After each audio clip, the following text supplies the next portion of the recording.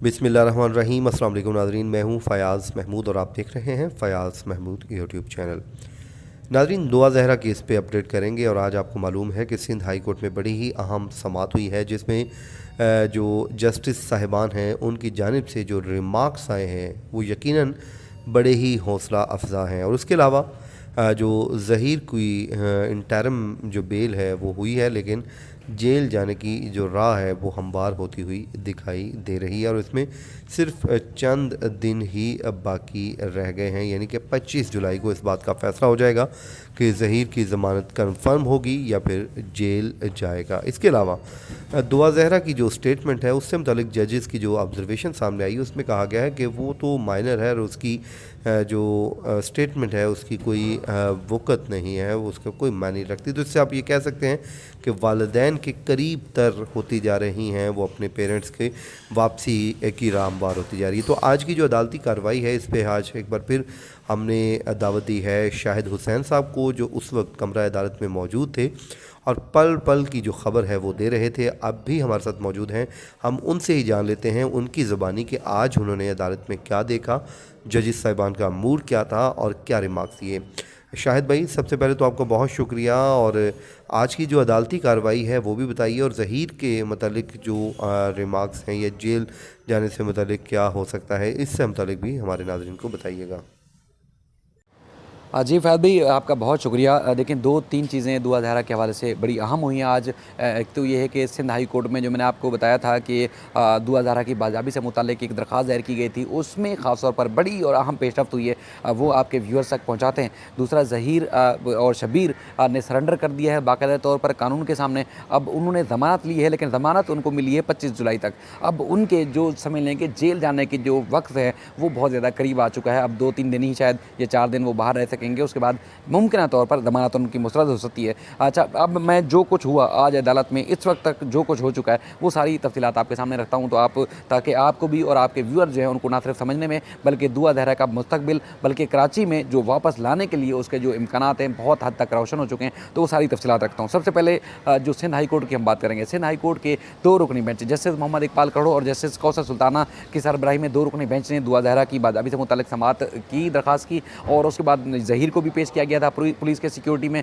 और उसके बाद फिर जो उनके वकील हैं आमिर नियाज़ साहब वो पेश हुए, और उसके बाद फिर जिब्रान नासिर और सरकारी वकला भी अदालत में पेश हुए। और आपको तरीक़ाकार पता है कि पहले अदालत सवाल पूछती है और उसके बाद फिर वो वक्तन जो बारी बारी जिनके जवाब का मौका आता है वो देते हैं। तो सबसे पहले तो अदालत ने सवाल किया कि बच्ची इस वक्त कहाँ है, तो बताया गया कि बच्ची लाहौर के इस वक्त दारुल अमान में है। जस्टिस मोहम्मद इकबाल कड़ो साहब ने कहा कि ये तो मामला फिर वो है कि अगर बच्ची को दारुल अमान में भी रहना है तो फिर तो कराची के दारुल अमान में क्यों नहीं है, उसको कराची के दारुल अमान में होना चाहिए, क्योंकि हालात तो वाक़यात तो इस तरह नज़र आ रहे हैं जिससे लग रहा है कि बच्ची के जो है वो शौहर के साथ भी मामला ठीक नहीं है, तो इसलिए उसको कराची में ना सिर्फ दारुल अमान महफूज होगा, बल्कि उसको उसके वालिदैन भी यहाँ मौजूद हैं और यहाँ पे जुर्म भी यहीं हुआ है और यहाँ पर FIR भी यहाँ है। उसके बाद फिर कराची में ही खास तौर पर इस केस का जो ट्रायल चलना है, तो इसलिए बच्ची को फिर यहाँ होना चाहिए। अच्छा, जिब्रान नासिर ने दलाइल दिए। जिब्रान नासिर ने जो दलाइल दिए वो बड़े अहम थे। एक तो ये है कि दुआ ज़हरा की जो दरख्वास्त थी जो लाहौर के मजिस्ट्रेट के सामने दी गई थी, जिसमें उसने पूरा तज़किरा किया था कि जिसके उसके सर पे छत नहीं है, दाता दरबार का एड्रेस दिया गया था, और उसके बाद फिर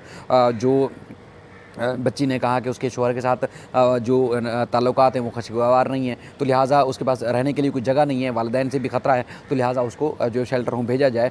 वो दरख्वास्त जो थी, मेन जो दुआ ज़हरा की दरख्वास्त थी, वो पढ़ के जिब्रान नासिर ने सुनाई, और उसके बाद फिर पुलिस की जो प्रोग्रेस रिपोर्ट थी जो कराची की ट्रायल कोर्ट में पेश की गई थी वो भी उन्होंने पढ़ के सुनाई। अच्छा, इस दौरान जो आमिर नियाज़ साहब हैं, ज़हीर मुलज़िम के वकील हैं, उन्होंने अदालत को कहा कि देखें जी, अदालत दुआ ज़हरा को कराची मुंतकिल करने का ऑर्डर ना दे और ट्रायल कोर्ट में सिंध हाई कोर्ट का जो आर्डर है वो असरअंदाज होगा, केस मुतासर होगा, ये एक मिसाल तय हो जाएगी, सेट हो जाएगी, तो लिहाजा मुंतकिल ना करने दिया जाए। अदालत ने कहा देखिए, हम सबको सुनेंगे, सबको सुनने के बाद ही कानून के मुताबिक फ़ैसला करेंगे, और हम जो है वो ये कोई जो हुक्मनामा है हमारा किसी भी मामले में असरअंदाज नहीं होगा, लेकिन जो जेन्युइन थी वो भी उन्होंने पढ़ के सुनाई। अच्छा, इस दौरान जो आमिर नियाज़ साहब हैं, ज़हीर मुलज़िम के वकील हैं, उन्होंने अदालत को कहा कि देखें जी, अदालत दुआ ज़हरा को कराची मुंतकिल करने का ऑर्डर ना दे और ट्रायल कोर्ट में सिंध हाई कोर्ट का जो आर्डर है वो असरअंदाज होगा, केस मुतासर होगा, ये एक मिसाल तय हो जाएगी, सेट हो जाएगी, तो लिहाजा मुंतकिल ना करने दिया जाए। अदालत ने कहा देखिए हम सबको सुनेंगे, सबको सुनने के बाद ही कानून के मुताबिक फ़ैसला करेंगे और हम जो है वो ये कोई जो हुक्मनामा है हमारा किसी भी मामले में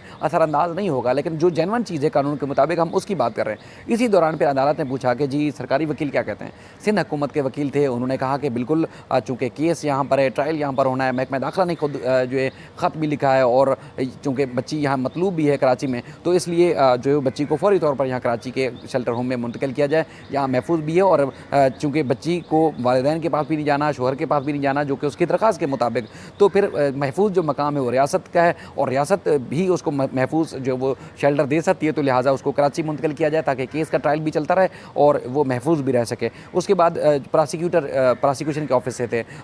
उन्होंने भी अदालत को ये बताया कि देखें बच्ची का कराची मुंतकिल होना बहुत ज़्यादा ज़रूरी है, ट्रायल यहाँ चलना है और उसके बाद फिर जब ट्रायल चलेगा तो ज़ाहिर है अब बार बार जब पेशी पे आना ले आना होगा तो कौन बच्ची को यहाँ ले आएगा, तो लिहाजा कराची में ही उसको जो है वो रखा जाना चाहिए। इसके अलावा जो तफ्तीशी अफसर थे साबिका शौकत शाहनी, उन्होंने भी अदालत को बताया और ख़ासतौर पर जो वफाकी हुकूमत के वकील थे इरफान मेमन साहब, उन्होंने भी कहा कि जो दलाइल सिंध के वकील हैं यानी कि एडवोकेट जनरल ऑफिस से जो दलाइल दिए गए हैं वो और उसके अलावा प्रोसिक्यूशन ऑफिस से जो दलाइल दिए गए हैं उन दलाइल से मैं भी इत्तफाक करता हूँ। बच्ची को कराची मुंतकिल होना जो है चाहिए और बहुत ज़्यादा ज़रूरी भी है। इसी दौरान बहुत सारी और भी चीज़ें हुई, लेकिन अदालत ने उस वक्त फैसला महफूज कर लिया और कुछ देर पहले अदालत ने यह फैसला जारी किया है जिसमें कहा है कि दुआ ज़हरा की जो वापसी है उसको यकीनी बनाया जाए। दुआ ज़हरा जो इजाज़त थी अदालत ने उसको दे दिया है और अदालत ने कहा कि बच्ची को जो है वो शोहर के साथ भी उसके ताल्लुकात अच्छे नहीं हैं, अदालत ने अपनी ऑब्जर्वेशन दी है और उसके बाद फिर वालिदैन के साथ भी ताल्लुकात अच्छे नहीं हैं, तो इसलिए ट्रायल भी यहाँ ज़ेर समाअत है, तो बच्ची को फौरी तौर पर यहाँ कराची मुंतकिल किया जाए। अदालत ने अब पुलिस को इजाज़त दे दी है। इसमें फिर दूसरी बात, ज़हीर को जो है वो गुज़श्ता रोज़ हमने रिपोर्ट किया था कि मुख्तलिफ यूट्यूबर्स हमारे जो साथी थे उनकी जानिब से कोई सवालात ऐसे किए गए जिसकी वजह से ये मामला ख़राब हुआ कि जो ज़हीर है उसकी जान को मुबैना तौर पर ख़तरा है। तो बहरहाल उसने दरख्वास्त शायद दी थी चूँकि हिफाजी ज़मानत पर था और दरख्वास्त दी थी कि उसको पुलिस की सिक्योरिटी में कराची मुंतकिल किया जाए, जो अदालतों में पेश होना है। तो आज हाई कोर्ट में भी आपने फुटेज में देखा होगा पुलिस की सिक्योरिटी में लाया और उसके बाद फिर ज़मानत के लिए भी ट्रायल कोर्ट में जब पेश हुआ तो वहाँ पर भी जो पुलिस की सिक्योरिटी में पेश हुआ है और उसके बाद फिर ADJ 7 जो इलियास मेमन साहब हैं उन्होंने ज़हीर की और शबीर की ज़मानत 1 लाख रुपये के मुतल्लकों के एवज़ 25 जुलाई तक मंजूर की है और अदालत ने पुलिस को गिरफ्तार करने से रोका है, लेकिन मुल्ज़मान को तफ्तीश में जो है शाहिद भाई आपने हमें अपडेट किया, अपनी दुआओं में याद रखिए, खुश रहिए, अल्लाह ताला आपको भी सलामत रखे और जो हमारे व्यूअर्स हैं उन सब के लिए दुआ गो हूँ कि अल्लाह ताला सबको अपनी हिफ़्ज़-ओ-मान में रखे और दुआ ज़हरा को जल्द से जल्द अपने पेरेंट्स के साथ मिलवा दे। मुझे दीजिए इजाज़त, अल्लाह ने के बाद।